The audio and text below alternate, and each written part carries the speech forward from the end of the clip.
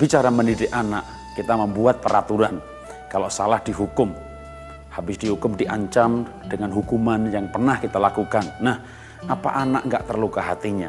Saya berkata tidak, asalkan kita mendidik dengan cara-cara yang lengkap. Nah, bagian yang penting adalah kalau anak salah dihukum, sekarang kalau dia benar, apa yang kita berikan? Maka kalau anak melakukan sesuatu yang benar, mengikuti peraturan atau mencapai prestasi, kita harus memberikan pengakuan, apresiasi atau imbalan atau reward. Jadi misalnya nih, anak bangun siang kita marahi karena peraturannya harus bangun pagi. Anak ngompol kita marahi karena peraturannya tidak boleh ngompol. Bagaimana kalau anak bangun pagi? Dengan bangganya dia berkata kepada ibunya, Mah, aku sudah bangun loh, nggak ngompol lagi. Lalu mamanya berkata, tumben. Nah, ini kesalahan besar.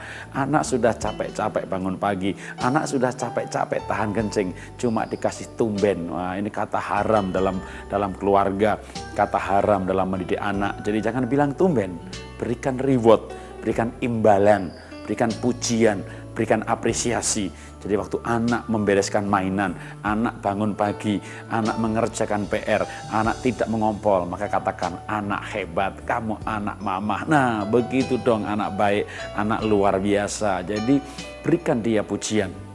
Waktu anak salah dihukum, diancam, dimarahi, ditegur, memang itu tentu menimbulkan efek, ya, luka hati, kecewa, tertekan, gelisah dan sebagainya, dan memang harus punya efek yang demikian, namanya hukuman.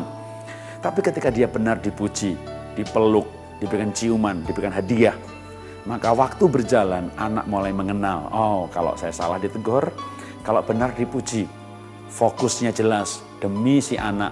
Anak tahu dia yang diurusi, anak tahu dia yang disayangi demi si anak, maka saya percaya anak justru akan merasakan kasih sayang orang tuanya.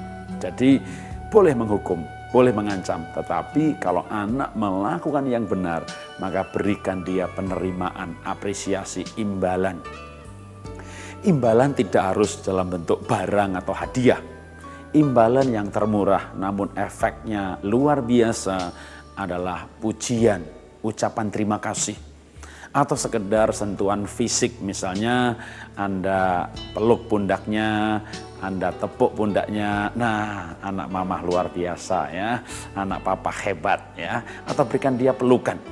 Karena manusia pada dasarnya adalah makhluk sosial yang diciptakan Tuhan dengan sebuah kebutuhan untuk diterima. Berkarya dia bisa sendiri, prestasi dia bisa sendiri, makan minum dia bisa sendiri, tapi ada kebutuhan yang dia tidak bisa sendiri, yaitu kebutuhan untuk diterima. Nah, disinilah fungsi reward, fungsi dari imbalan atau pujian, memberikan orang merasa diterima. Ketika dia dihukum, dihajar, didisiplin, dia merasa tertolak. Tapi fokusnya jelas adalah si anak. Anak tahu dia yang diurusi, tapi dia masih gelisah atau bete. Nah, ketika dia melakukan yang benar dan dia diberikan imbalan, pujian, apresiasi, maka anak merasa diterima. Kalau kita melakukan semua aspek mendidik anak ini dengan imbang, ya. Jadi kalau misalnya anak dihajar terus, gak pernah dipuji, tentu dia kepahitan. Anak dipuji terus, gak pernah ditegur, gak pernah dimarahi, akan tumbuh menjadi anak yang kurang ajar. Jadi kita boleh menghukum, kita boleh menegur, kita boleh mengancam dengan cara yang benar.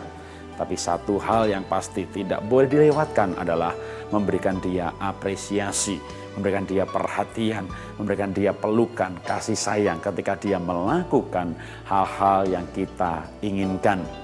Karena ketika orang dipuji, orang diberikan apresiasi, dia merasa dirinya diterima. Ya, dia merasa dirinya diperhatikan, perhatian, apresiasi membuat orang merasa diterima. Ini memenuhi kebutuhan dia yang paling mendasar. Dan ketika anak merasa diterima, maka rumah adalah tempat di mana dia tinggal, tempat di mana dia merasa diterima, bukan sekedar bangunan di mana dia hidup. Jadi mari kita belajar menjadi orang tua yang bijaksana. Kita nggak bisa menjadi orang tua yang sempurna, tapi kemauan menjadi orang tua yang lebih baik, itulah orang tua yang baik. Salam sukses, salam bahagia.